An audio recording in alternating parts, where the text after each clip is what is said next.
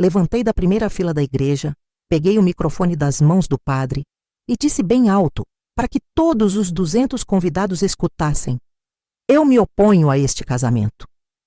O silêncio foi tão profundo que dava para ouvir uma agulha cair no chão de mármore. Meu marido ficou branco como papel. A noiva começou a tremer.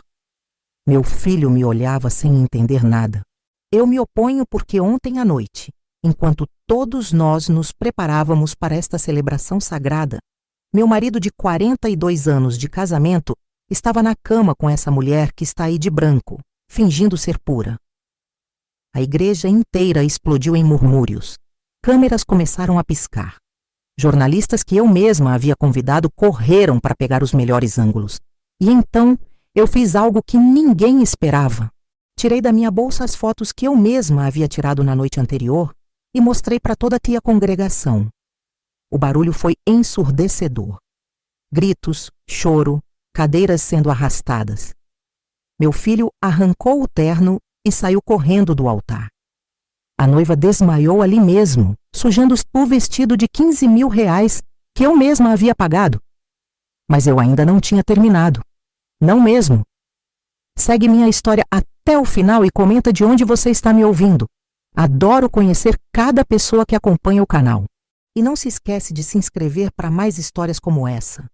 Porque o que aconteceu depois desse momento mudou minha vida para sempre. E quando você descobrir o que eu fiz nos dias seguintes, vai entender por que hoje, aos 65 anos, eu finalmente posso dizer que sou uma mulher livre. Meu nome é Rosa, tenho 65 anos e durante 42 anos de casamento eu acreditei que tinha construído uma família sólida, baseada no amor e no respeito, como eu estava enganada. Casei com Ernesto quando eu tinha apenas 23 anos. Ele era um homem trabalhador, representante comercial, e eu era professora primária aqui em Campinas. Deixei minha carreira para cuidar da nossa casa e do nosso único filho, Ricardo, que hoje tem 38 anos e sempre foi o centro da minha vida.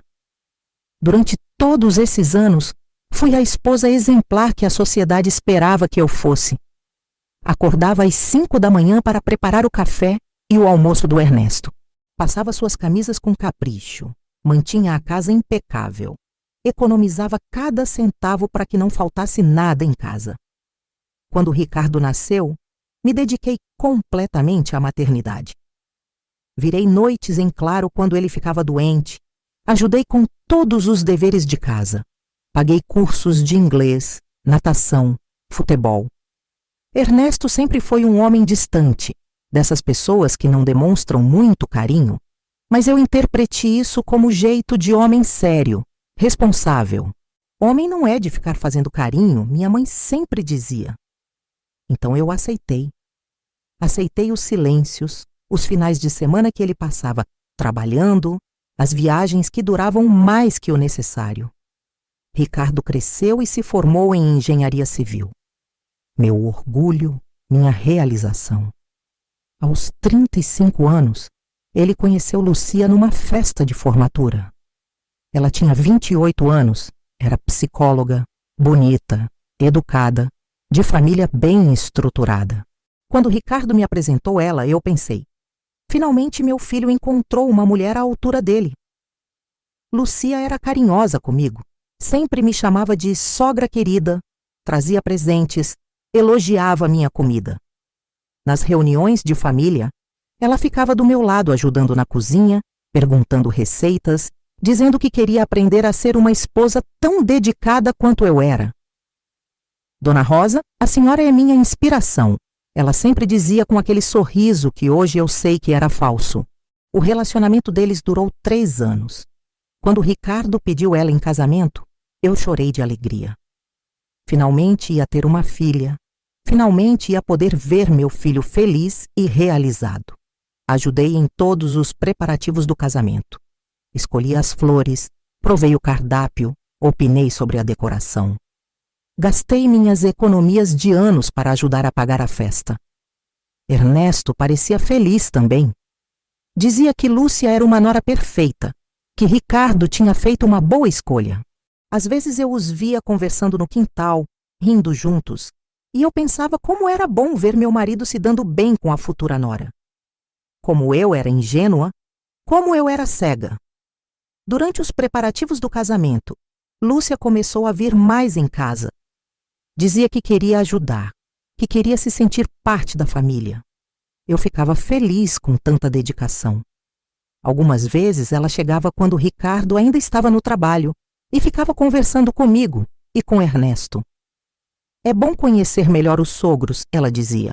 Nos últimos meses notei que Ernesto estava diferente. Mais arrumado, usando perfumes que eu não conhecia, chegando tarde em casa com frequência. Mas eu associei isso ao estresse do casamento que se aproximava. Homem também fica nervoso com essas coisas, eu pensava. Na semana do casamento, Lúcia praticamente morou na nossa casa. Dizia que queria ficar perto da família, que estava nervosa e ansiosa. Eu preparei o quarto de hóspedes com o maior carinho, coloquei flores, toalhas bordadas, tudo para ela se sentir acolhida. Na noite anterior ao casamento, sexta-feira, fizemos o ensaio na igreja, tudo perfeito. Depois viemos para casa e eu preparei um jantar especial. Estávamos todos ali. Eu, Ernesto, Ricardo, Lúcia, minha irmã Carmen, que tinha vindo de São Paulo para o casamento, e alguns amigos próximos. À meia-noite, quando todos foram embora, Ricardo foi dormir porque estava cansado e nervoso. Eu também fui para o quarto, tomei um banho relaxante e me deitei. Ernesto disse que ia ver televisão mais um pouco porque não conseguia dormir. Por volta das 2 da manhã, acordei com sede. Fui até a cozinha pegar água e escutei uns ruídos estranhos vindo da sala. Pensei que fosse ladrão. Peguei um cabo de vassoura e fui ver o que era. O que vi naquele sofá da minha sala, no sofá onde meu neto brincava quando vinha me visitar, vai me perseguir pelo resto da vida. Meu marido estava por cima da Lúcia no meu sofá, na minha sala, na minha casa. Os dois completamente nus, ofegantes, suados. Ela gemia baixinho e dizia: Ernesto, você é muito melhor que o Ricardo, muito mais experiente. E ele respondia: esse menino não sabe nem por onde começar com uma mulher como você. Senti como se tivesse levado um soco no estômago. Minhas pernas tremeram tanto que precisei me apoiar na parede. Minha cabeça começou a rodar. 42 anos de casamento, meu filho se casando no dia seguinte. E ali estava meu marido traindo não só a mim, mas traindo o próprio filho com a noiva dele. Recuei em silêncio, voltei para o quarto e me tranquei no banheiro. Vomitei tudo o que tinha no estômago. Chorei tanto que meus olhos ficaram inchados. Mas sabe o que mais me doía? Não era só a traição. Era saber que meu filho ia se casar com essa víbora no dia seguinte, sem saber de nada. Fiquei acordada o resto da noite, deitada na cama, fingindo dormir. Ernesto chegou no quarto por volta das 4 da manhã. Entrou no chuveiro, se lavou todo, passou aquele perfume caro que eu não sabia de onde tinha vindo e se deitou ao meu lado como se nada tivesse acontecido. Pela manhã, Lúcia apareceu na cozinha às 7 em ponto, toda arrumadinha, com aquele sorriso falso que eu agora entendia perfeitamente. Bom dia, sogra querida. Dormiu bem? Hoje é o grande dia. Eu tinha vontade de arrancar aqueles cabelos loiros da cabeça dela, mas me controlei. Dormiu bem, minha filha? Perguntei, olhando diretamente nos olhos dela. Ah, dormi lindamente. Que cama confortável a senhora preparou para mim. Muito obrigada pelo carinho. A cínica estava debochando da minha cara. Ernesto desceu para tomar café e cumprimentou Lúcia com um beijo no rosto, demorando mais que o necessário. Como está nossa noiva? Disse ele, passando a mão no braço dela. Ansiosa, ela respondeu, piscando para ele. Eu estava vendo tudo aquilo como se fosse um filme de horror. Eles estavam ali, na minha frente, fazendo seus joguinhos, e eu não conseguia acreditar na cara de pau dos dois. Ricardo chegou para tomar café conosco às 8 da manhã. Estava radiante, feliz, ansioso. Mãe, hoje é o dia mais importante da minha vida. Obrigado por tudo que a senhora fez por mim e pela Lúcia. Ele beijou minha testa e depois abraçou a noiva. Amo você, ele disse para ela. Também amo você. Ela mentiu, olhando para Ernesto por cima do ombro do meu filho. Naquela hora, eu quis gritar, quis contar tudo, quis sacudir meu filho e abrir os olhos dele. Mas alguma coisa dentro de mim disse: Rosa, se você contar agora na correria, ele pode não acreditar. Pode achar que você está louca com ciúme da nora. Você precisa de provas. Durante toda a manhã, enquanto as mulheres arrumavam Lúcia para o casamento e os homens se preparavam, eu fiquei observando. Cada olhada que eles trocavam, cada sorriso cúmplice, cada vez que se esbarravam sem querer na cozinha. Por volta das 2 da tarde, quando estava todo mundo se arrumando, escutei Lúcia falando ao telefone no quintal. Cheguei perto da janela e ouvi perfeitamente. Amor, mal posso esperar essa palhaçada acabar para a gente ficar juntos de novo. Aquele menino é tão bobo, acredita em tudo que eu falo. E ela, coitada, pensa que sou uma santa. Cuidado para não dar na cara, respondeu a voz do outro lado. Era Ernesto. Depois da lua de mel, vocês arrumam um jeito de se separar e a gente fica junto oficialmente. Você tem certeza que ela não vai desconfiar de nada? Perguntou Lúcia. Aquela idiota, 42 anos casada comigo e nunca desconfiou de nenhuma das outras. Ela é completamente alienada. Outras? Quantas outras tinha tido? Naquela hora algo se rompeu dentro de mim. Não era só raiva. Era uma mistura de indignação, vergonha, proteção maternal e uma vontade de justiça que eu nunca tinha sentido na vida. Peguei meu celular e liguei para minha irmã Carmen. Carmen, preciso da sua ajuda urgente. Venha para cá agora e traga sua máquina fotográfica profissional. Não pergunte nada, só vem. Carmen chegou em 20 minutos. Expliquei tudo para ela em sussurros. Ela ficou branca, depois vermelha de raiva. Rosa, a gente precisa pegar esses dois no flagra novamente. Como? Deixa comigo, eu tenho um plano. Carmen chegou perto da Lúcia e disse: Querida, que tal a gente fazer umas fotos suas aqui no jardim antes de ir para a igreja? Para recordação da família? Lúcia topou na hora, toda vaidosa. Enquanto Carmen distraía Lúcia com as fotos, eu fui até Ernesto e disse: Amor, preciso que você vá no mercado comprar champanhe. Esqueci de comprar para o brinde aqui em casa depois da cerimônia. Agora, Rosa, está quase na hora de ir para a igreja. É rapidinho. 5 minutinhos. O mercado da esquina está aberto.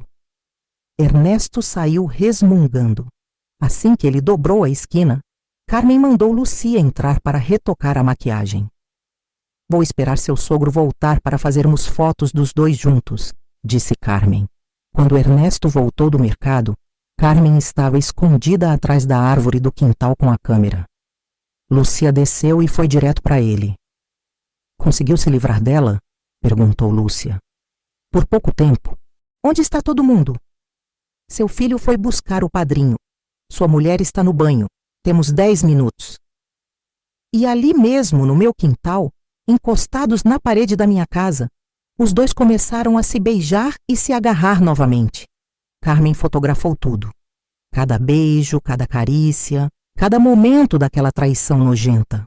Quando terminaram, eu apareci na porta da cozinha e disse: Ernesto, Carmen quer fazer umas fotos da família toda. Vem cá.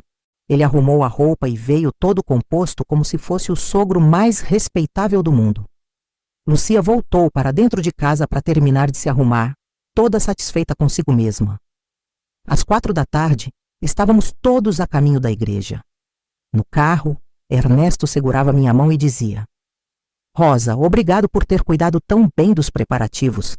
Você é uma esposa maravilhosa. Lúcia ia no carro da frente com Ricardo e os padrinhos. Pelo retrovisor, eu via meu filho sorrindo, feliz, sem imaginar que em poucas horas sua vida ia virar do avesso. Mas não por minha culpa, por culpa deles. Chegamos na Igreja do Carmo às 5 da tarde. 200 convidados, flores por toda parte, música tocando. Ricardo me abraçou e disse: Mãe, Obrigado por ter me dado uma família tão bonita. Eu olhei para ele e respondi: Meu filho, uma família só é bonita quando é construída na verdade e no respeito. Ele não entendeu o que eu quis dizer. Ainda não. Ali sentada na primeira fila da igreja, vendo aquela farsa toda se desenrolar na minha frente, algo dentro de mim mudou para sempre. Não era mais a Rosa submissa de 42 anos. Não era mais a esposa que aceitava tudo calada. Era uma mulher que finalmente tinha despertado. Enquanto o padre falava sobre o amor sagrado do matrimônio, eu olhava para Ernesto do meu lado, todo composto no seu terno azul marinho, e pensava: você não faz ideia do que está por vir. Ele segurava minha mão fazendo o papel de marido dedicado e de vez em quando sussurrava no meu ouvido: nosso filho está tão feliz, não é, Rosa? Lucia estava deslumbrante no altar com aquele vestido que custou uma fortuna. Sorria para todos os convidados como se fosse realmente uma noiva apaixonada. Ricardo a olhava como se ela fosse um anjo caído do céu, e eu ali, sabendo de tudo, sentindo meu coração se partindo pelo meu filho, mas ao mesmo tempo sentindo uma força que eu nunca soube que existia dentro de mim. Foi naquele momento, ouvindo o padre falar sobre fidelidade e compromisso, que eu me lembrei de uma coisa muito importante. Uma coisa que Ernesto e Lúcia não faziam a menor ideia que eu sabia. 3 anos atrás, quando minha mãe morreu, ela me deixou uma herança que eu nunca contei para ninguém, nem para Ernesto, nem para Ricardo. Era uma propriedade rural em Olambra que valia mais de R$ 1.200.000, além de uma poupança gorda que ela tinha guardado a vida inteira. Minha mãe sempre dizia: Rosa, um dia você vai precisar da sua independência. Quando esse dia chegar, você vai agradecer por ter guardado esse segredo. Durante esses 3 anos, eu vinha alugando a propriedade e investindo o dinheiro. Tinha quase 2 milhões guardados em uma conta que só eu conhecia. Ernesto achava que eu dependia completamente dele financeiramente, que eu era só uma dona de casa sem recursos próprios, como ele estava enganado. Mas não era só dinheiro que eu tinha escondido. Também tinha informações. Durante todos esses anos que eu achava que era uma esposa boba e alienada, eu estava, na verdade, observando tudo. Sabia das viagens misteriosas do Ernesto, dos gastos estranhos no cartão de crédito, dos perfumes caros que apareciam no banheiro. Eu só fingi o que não via porque achava que preservar o casamento era mais importante que a minha dignidade. Que burra eu fui! Mas agora eu sabia exatamente o que fazer com todas essas informações. Quando o padre chegou na parte das alianças, eu discretamente peguei meu celular e mandei uma mensagem para 3 pessoas muito importantes. Mário, que era repórter do jornal local e amigo da família há anos. Sandra, que trabalhava na Rádio Campinas. E Joaquim, que tinha um blog de fofocas da cidade muito popular. A mensagem era simples: venham urgente para a Igreja do Carmo. História do ano acontecendo agora. Rosa. Em 5 minutos eu vi os 3 entrando discretamente na igreja com suas câmeras e equipamentos. Eles se espalharam em pontos estratégicos. Mário ficou perto do altar, Sandra na lateral e Joaquim no fundo da igreja. Ernesto notou o movimento e me perguntou baixinho: Rosa, que tanto de gente com câmera? Você contratou mais fotógrafos? É surpresa, respondi apertando a mão dele com força. Uma surpresa que você nunca vai esquecer. Naquele momento eu olhei para Carmen, que estava sentada 3 fileiras atrás de mim. Ela fez um sinal discreto mostrando que tinha todas as fotos prontas no celular dela.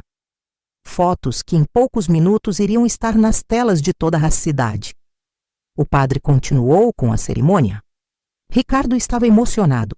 Tinha até lágrimas nos olhos. Lucia representava muito bem o papel de noiva apaixonada. Ernesto sorria orgulhoso, achando que tinha conseguido enganar todo mundo. Mas quando o padre chegou naquela parte tradicional, na hora que ele sempre pergunta se alguém se opõe ao casamento, eu senti que tinha chegado a minha hora.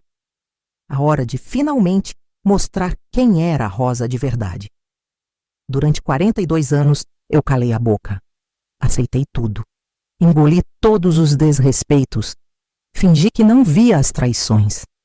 Mas hoje, na frente de Deus, da família e de toda a sociedade campineira, eu finalmente ia falar. Levantei devagar da cadeira. Ernesto me olhou assustado. Rosa, o que você está fazendo? Ricardo também me olhou preocupado. Lúcia ficou branca, como se pressentisse que alguma coisa ruim estava para acontecer. Caminhei até o altar, peguei o microfone das mãos do padre e olhei para aquelas 200 pessoas que estavam ali para celebrar o que elas achavam que era o amor. Eu me oponho a este casamento, disse bem alto e claro. O silêncio foi total.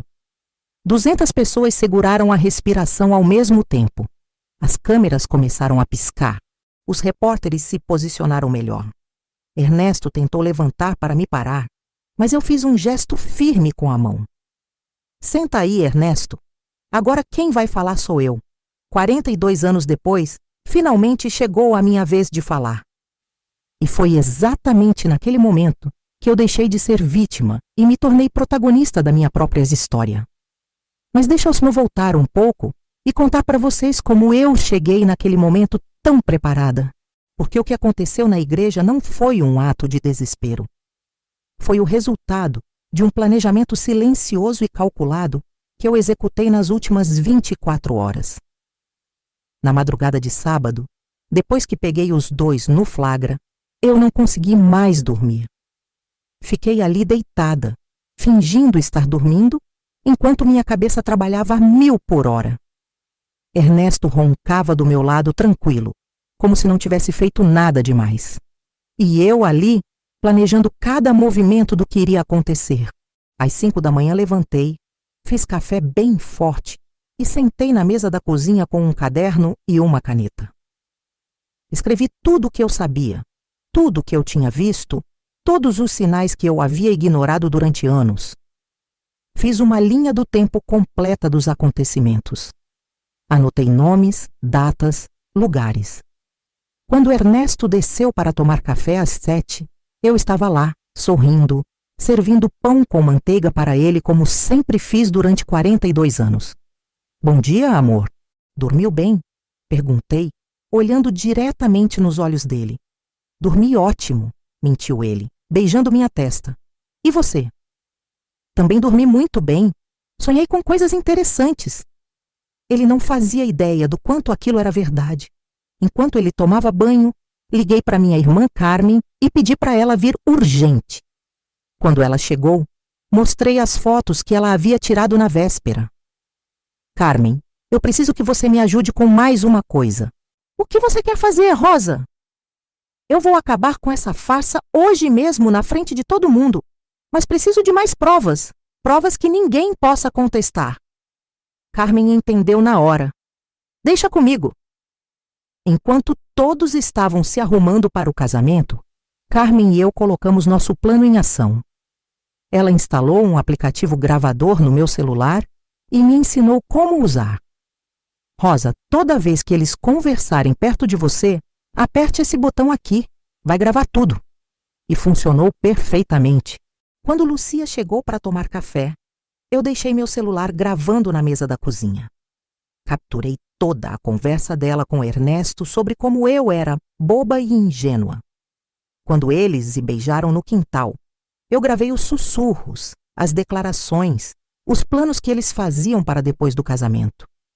Às 10 da manhã, enquanto Lúcia fazia as unhas com a manicure que eu havia contratado, liguei discretamente para Mário, o jornalista.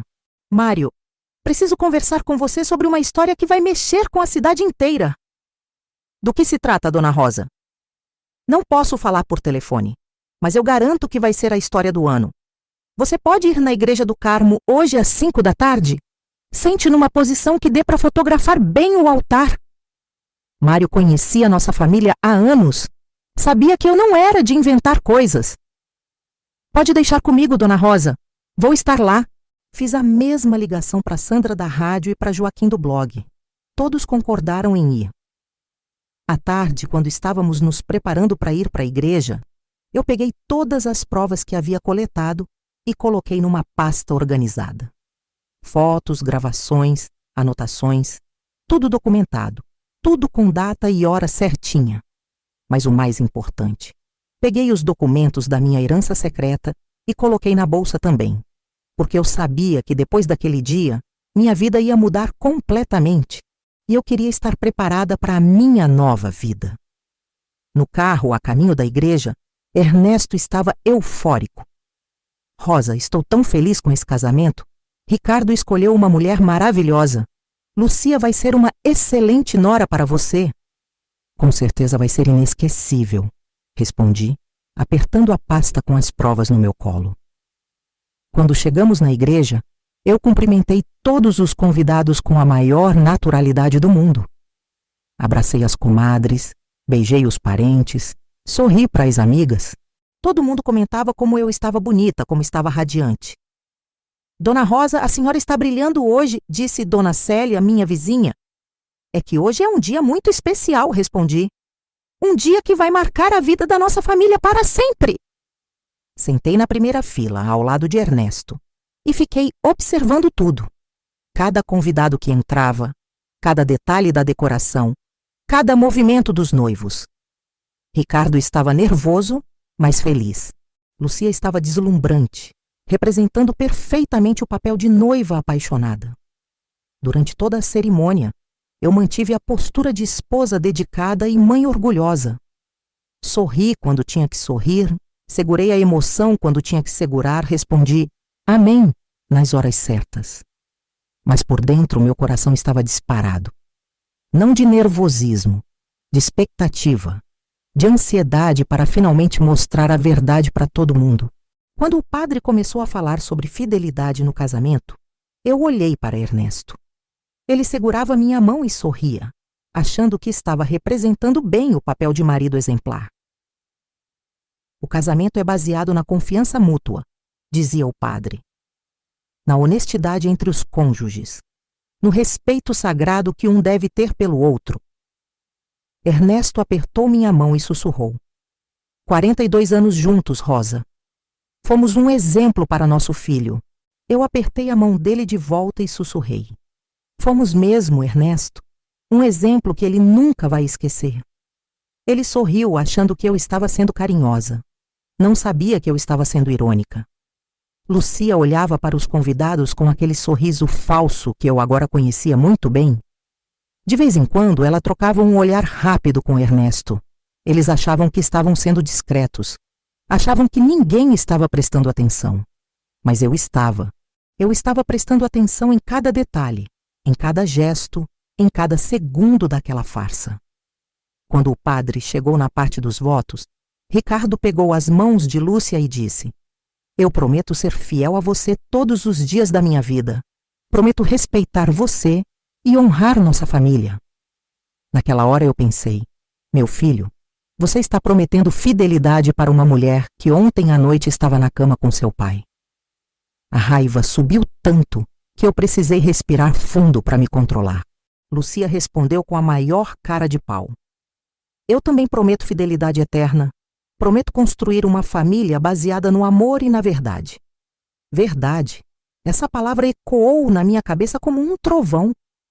Foi nesse momento que eu vi Mário, Sandra e Joaquim entrarem discretamente na igreja com seus equipamentos. Eles se posicionaram exatamente onde eu havia pedido. Câmeras prontas, gravadores ligados. Carmen me olhou da terceira fileira e fez um sinal discreto. Tudo estava pronto. As provas estavam organizadas. A imprensa estava presente. Os convidados estavam todos ali. Chegou a hora da verdade. E quando o padre fez aquela pergunta tradicional, se alguém souber de algum impedimento para que este casamento não se realize, fale agora ou cale-se para sempre. Eu soube que aquele era o meu momento. O momento que eu estava esperando a vida inteira. Eu me oponho a este casamento. Minha voz ecoou por toda a igreja como um trovão. 200 pessoas ficaram em silêncio absoluto. Você podia escutar uma agulha cair no chão de mármore. Ernesto ficou branco como papel. As mãos dele começaram a tremer. Rosa, o que você está fazendo? Senta, pelo amor de Deus! Não, Ernesto. Eu não vou sentar. Durante 42 anos eu sentei e calei a boca. Hoje eu vou falar. Minha voz estava firme, controlada, poderosa. Ricardo me olhava sem entender nada. Mãe, o que está acontecendo? Lucia tentou sorrir, mas o sorriso saiu torto, forçado. Sogra, a senhora não está se sentindo bem? Quer que alguém a leve para casa? Eu estou muito bem, Lucia. Aliás, nunca estive tão lúcida na minha vida. Olhei diretamente nos olhos dela. E você, minha filha, está bem? Não está cansada? Porque você teve uma noite muito movimentada ontem. O rosto dela mudou completamente. A cor sumiu. Os olhos se arregalaram. Ela entendeu que eu sabia. Eu me oponho a este casamento. Repeti, olhando para todos os convidados. Porque esta mulher que está aqui de branco, fingindo ser pura e inocente, passou a noite de ontem na cama com meu marido. A igreja explodiu. Gritos, murmúrios, cadeiras sendo arrastadas. Meu Deus do céu! Não é possível! Que escândalo! Ernesto se levantou desesperado. Rosa, você enlouqueceu! O que você está falando? Eu estou falando da verdade, Ernesto. Da verdade que você achou que eu nunca ia descobrir. Peguei meu celular e mostrei para todos.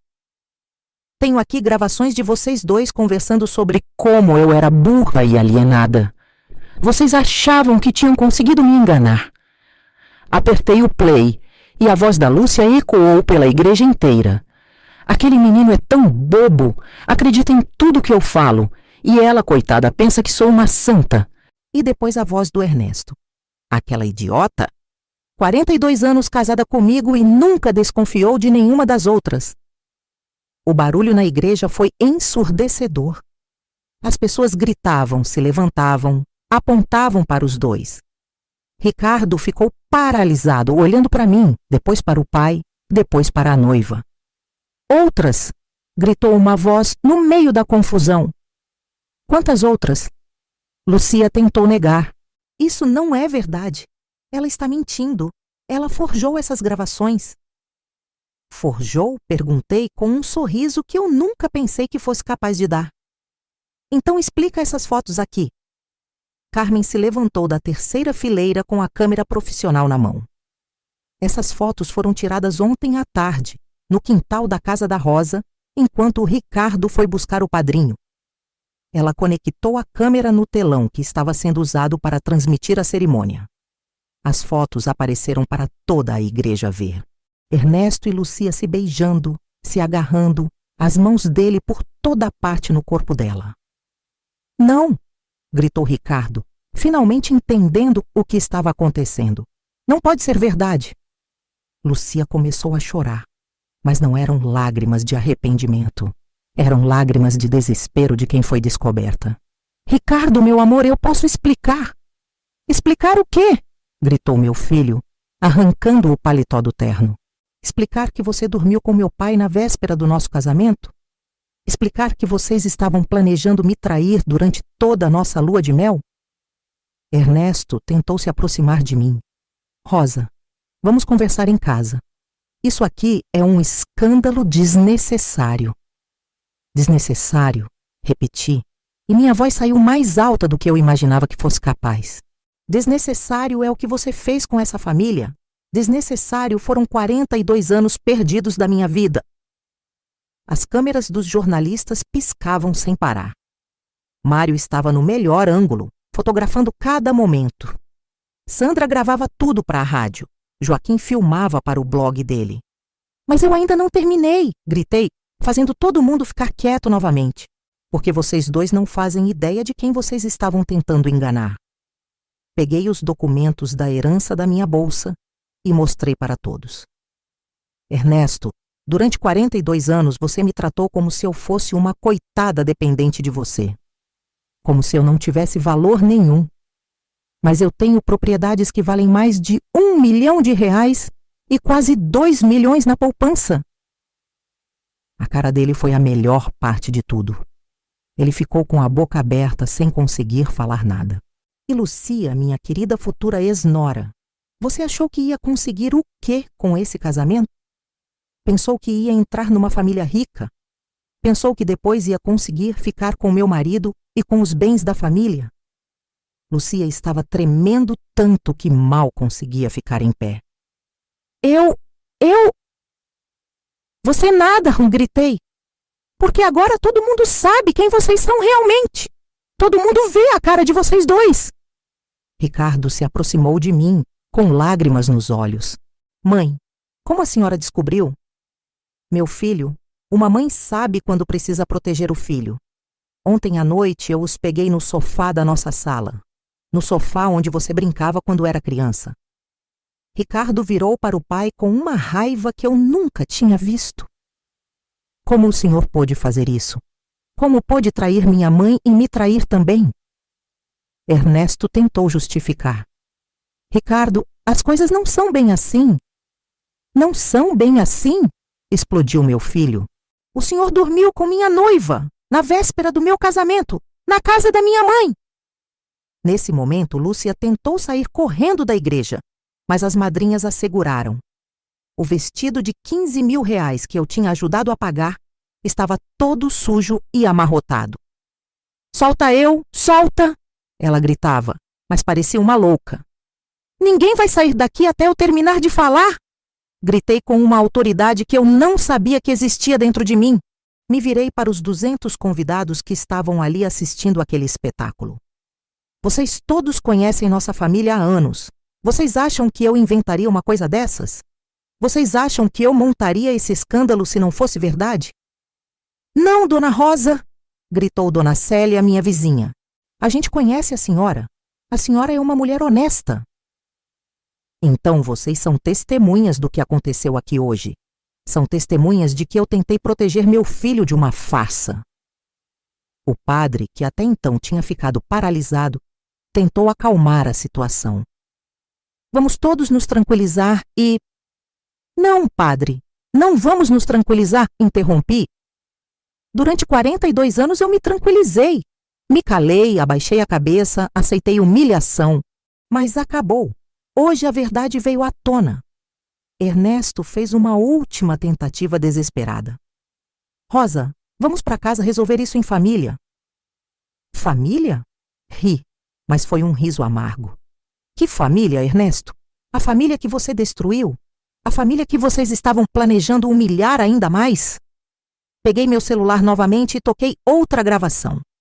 Depois da lua de mel, vocês arrumam um jeito de se separar e a gente fica junto oficialmente. Vocês ouviram? Gritei para os convidados. Eles já tinham tudo planejado.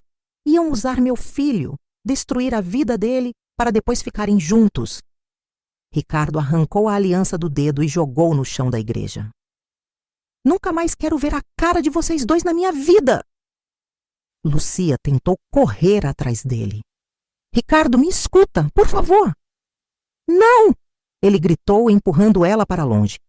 Você é nojenta! Os dois são nojentos! Nesse momento, a realidade finalmente caiu sobre eles. Ernesto e Lúcia perceberam que tinha acabado. Que todo mundo sabia. Que não tinha mais volta. Rosa, Ernesto tentou uma última vez. 42 anos de casamento. 42 anos de mentira, corrigi. 42 anos que eu perdi acreditando em você.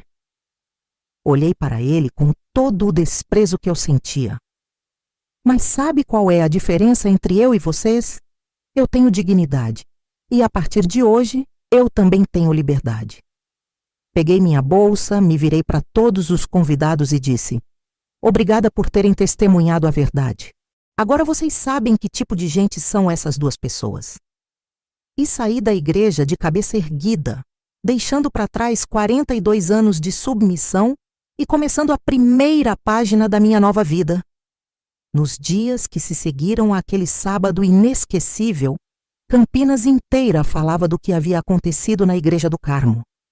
A história estava em todos os jornais, em todas as rádios, em todos os blogs da região. A vingança de Dona Rosa, como ficou conhecida, se tornou o assunto mais comentado da cidade.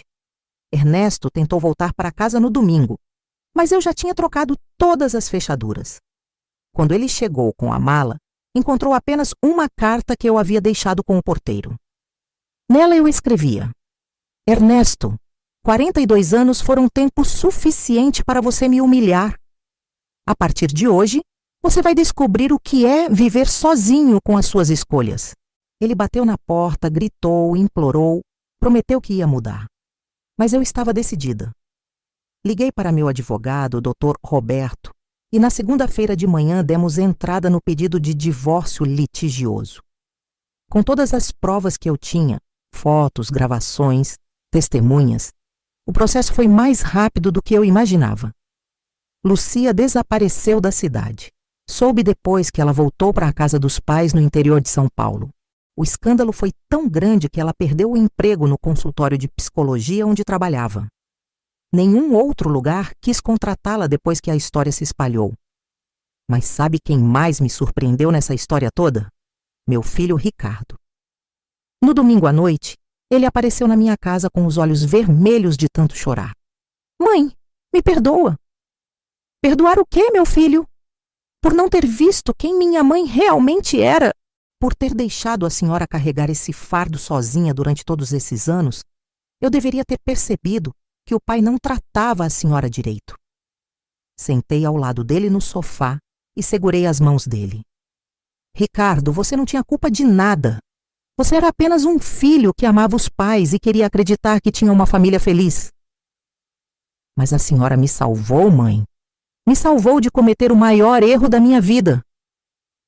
E faria isso 1000 vezes de novo, meu amor. Porque é isso que uma mãe faz. Protege os filhos, mesmo quando dói. Ricardo passou a semana inteira comigo. Conversamos como nunca tínhamos conversado antes.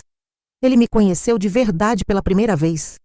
Conheceu a Rosa forte, independente, que tinha ficado escondida durante décadas atrás da máscara da esposa submissa. Mãe, como a senhora conseguiu fingir por tanto tempo? Como conseguiu planejar tudo aquilo? Meu filho, a gente nunca sabe do que é capaz até ser testada. Durante 42 anos eu pensei que era fraca, dependente, incapaz de viver sozinha. Mas quando eu precisei proteger você e proteger nossa família, descobri uma força que eu nem sabia que existia. Na quinta-feira daquela semana, recebi uma ligação inesperada. Era de uma produtora de televisão de São Paulo. Dona Rosa, nós gostaríamos de convidá-la para participar de um programa sobre empoderamento feminino. Sua história está inspirando mulheres no Brasil inteiro. E era verdade. Minha irmã Carmen mostrava as mensagens que chegavam no blog do Joaquim. Centenas de mulheres escrevendo, contando histórias parecidas, dizendo que minha atitude havia dado coragem para elas também enfrentarem situações de abuso e desrespeito. Dona Rosa me deu força para sair do casamento infeliz que eu vivia há 20 anos, escreveu uma mulher de Ribeirão Preto. Se ela conseguiu aos 65 anos, eu também consigo aos 50, disse outra de Santos. Minha sogra viu a história da Dona Rosa e finalmente se separou do meu sogro, que a traía há décadas, contou uma de Americana. 3 meses depois do episódio da igreja, minha vida tinha mudado completamente. O divórcio saiu mais rápido do que eu esperava. Como eu tinha todas as provas da infidelidade, fiquei com a casa, metade dos bens que construímos juntos e ainda mantive minha herança secreta intacta. Vendi a propriedade rural em Olambra e comprei um apartamento lindo na região central de Campinas. 3 quartos, sala ampla, varanda com vista para o parque. Um lugar só meu, decorado do jeito que eu sempre quis, mas nunca pude. Ernesto tentou me procurar algumas vezes. Uma vez ele foi no meu prédio novo e ficou esperando na portaria. Desci para conversar com ele. Rosa, eu errei. Eu sei que errei. Mas não vamos jogar 42 anos no lixo por causa de um momento de fraqueza. Olhei bem nos olhos dele e respondi. Ernesto, não foi um momento de fraqueza. Foram décadas de desrespeito. E você sabe qual foi seu maior erro? Não foi me trair. Foi subestimar quem eu realmente era. Eu posso mudar, Rosa. Posso ser o marido que você sempre mereceu. Você teve 42 anos para ser esse marido, Ernesto. Agora é tarde demais. Agora eu descobri que sou muito melhor sozinha do que mal acompanhada. Ele saiu cabisbaixo e nunca mais voltou. Ricardo se mudou para um apartamento perto do meu. Toda semana jantamos juntos. Ele me conheceu de uma forma que nunca tinha me conhecido antes. E eu redescobri o prazer de ser mãe sem ter que ser submissa. Mãe, a senhora está diferente, mais bonita, mais alegre. É porque pela primeira vez na vida eu estou vivendo para mim mesma, meu filho. Estou fazendo as coisas que eu quero fazer, na hora que eu quero fazer. E era verdade. Aos 65 anos, eu finalmente estava aprendendo a viver. Voltei a estudar. Me matriculei num curso de História da Arte que sempre quis fazer. Viajei para lugares que sempre sonhei conhecer. Fiz amizades novas, com pessoas que me respeitavam pelo que eu era, não pelo papel que eu representava. Há 6 meses, numa tarde de domingo, estava tomando café na varanda do meu apartamento quando o telefone tocou. Era uma voz feminina que eu não conhecia. Dona Rosa? Meu nome é Mariana. Eu sou jornalista e estou escrevendo um livro sobre mulheres que transformaram suas vidas depois dos 60 anos. Posso conversar com a senhora? Claro, minha filha. Mas não sei se minha história é assim tão especial. Dona Rosa, sua história já inspirou milhares de mulheres. A senhora não faz ideia do quanto é especial. E foi conversando com a Mariana que eu entendi o que realmente tinha acontecido naquela igreja 6 meses atrás. Não foi só uma vingança. Não foi só uma exposição de uma traição. Foi o nascimento de uma nova Rosa. Uma Rosa que eu sempre fui, mas que tinha ficado escondida durante décadas atrás do medo e da insegurança. Hoje, aos 66 anos, posso dizer que sou uma mulher completa. Tenho minha independência financeira, tenho minha dignidade, tenho o respeito do meu filho e tenho pela primeira vez na vida paz de espírito. Ernesto? Soube que está morando numa pensão barata no centro da cidade. Perdeu o emprego porque a história se espalhou entre os clientes dele. Está velho, sozinho, amargo, às vezes me dá até pena. Mas aí eu lembro dos 42 anos de humilhação e a pena passa rapidinho. Lúcia nunca mais pisou em Campinas. Soube por uma amiga comum que ela casou com um homem bem mais velho no interior, mas que o casamento não durou nem 2 anos. Parece que velhos hábitos custam a morrer. E eu estou aqui, vivendo minha melhor vida. Acordo quando quero, como o que quero, visto o que quero, vou onde quero. Não devo satisfação para ninguém. Não preciso fingir ser quem eu não sou. Não preciso aceitar desrespeito de ninguém. Algumas pessoas me perguntam se eu me arrependo do escândalo que fiz na igreja. Se eu não poderia ter resolvido tudo de uma forma mais discreta, mais reservada. E eu sempre respondo a mesma coisa. Durante 42 anos eu fui discreta. Durante 42 anos eu fui reservada. E sabe onde isso me levou? Para a cama do meu marido com minha nora na véspera do casamento do meu filho. A verdade é que às vezes a gente precisa fazer barulho para ser respeitada. Às vezes a gente precisa causar escândalo para que a justiça seja feita. Às vezes a gente precisa chocar as pessoas para conseguir a liberdade. Se hoje uma mulher que está passando por uma situação parecida me perguntasse o que fazer, eu diria: minha filha, não aceita migalhas de amor, não aceita desrespeito, não aceita ser tratada como menos do que você vale. Você é muito mais forte do que imagina. E nunca, nunca é tarde demais para recomeçar. Porque se eu consegui aos 65 anos, qualquer mulher consegue em qualquer idade. Basta ter coragem para olhar no espelho e perguntar: eu mereço isso que estou vivendo? Eu mereço coisa melhor? E quando a resposta for não para a primeira pergunta e sim para a segunda, é hora de agir. E você que está me ouvindo agora, que chegou até o final dessa história, me responde: o que você faria no meu lugar? Já passou ou conhece alguém que esteve numa situação parecida? Comenta aqui embaixo. Quero saber sua opinião, quero conhecer sua história. E se essa história tocou seu coração de alguma forma, se inscreve no canal e compartilha com outras mulheres que podem precisar ouvir isso, porque juntas nós somos mais fortes. Juntas, nós podemos transformar nossa realidade. Meu nome é Rosa, tenho 66 anos e pela primeira vez na vida posso dizer com orgulho: eu sou uma mulher livre e isso não tem preço.